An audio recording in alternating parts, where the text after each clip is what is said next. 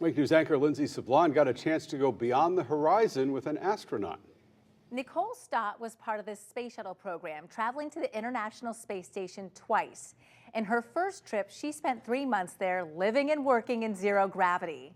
She retired 10 years ago and now spends her time encouraging all of us to cherish our planet. She recently visited Naples for an event to protect the Everglades and agreed to speak with me exclusively. Was there a moment that you remember in space where you reflected and you said, you know what, I really need to be a champion for our planet at some point? After I looked out the window from the spaceship, it was like, and I get goosebumps thinking about it now. It's like, yeah, we live on a planet in space. There's not a single thing that isn't connected down there. One small step for man,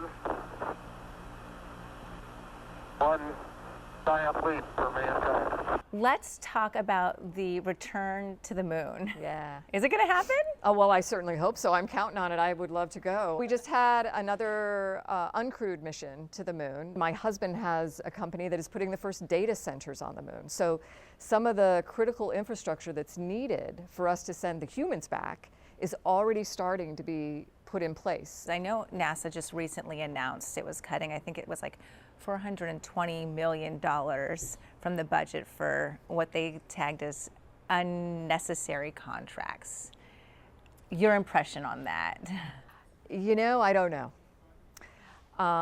You know, there's a lot going on, I think, across all of probably government contracting that we should be looking at. But I do know if you look at NASA's budget for a year, it's not even a line on the pie chart, right?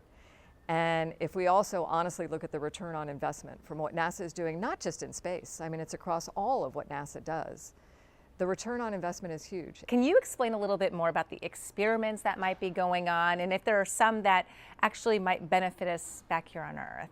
If we want to look at the cells in our body or how our tissues grow, when we do that down here on Earth, as soon as we take those cells out of our body and put them in a little petri dish, they go flat. And we have to kind of think about what the reality of it might be.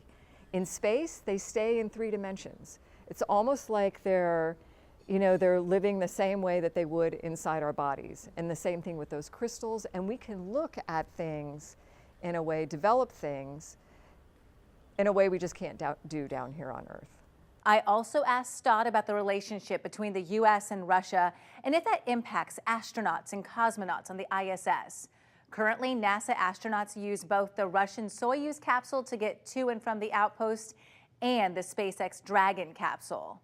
She said any tension between governments makes them nervous, but up in space, they all share the goal of working towards the greater good. In fact, she used the motto, off Earth, for the Earth. Back to you. All right, Lindsay, thank you. You can see the full interview. Just head to winknews.com and click on this story. Straight ahead here, cuts may be on the way for a student grant program.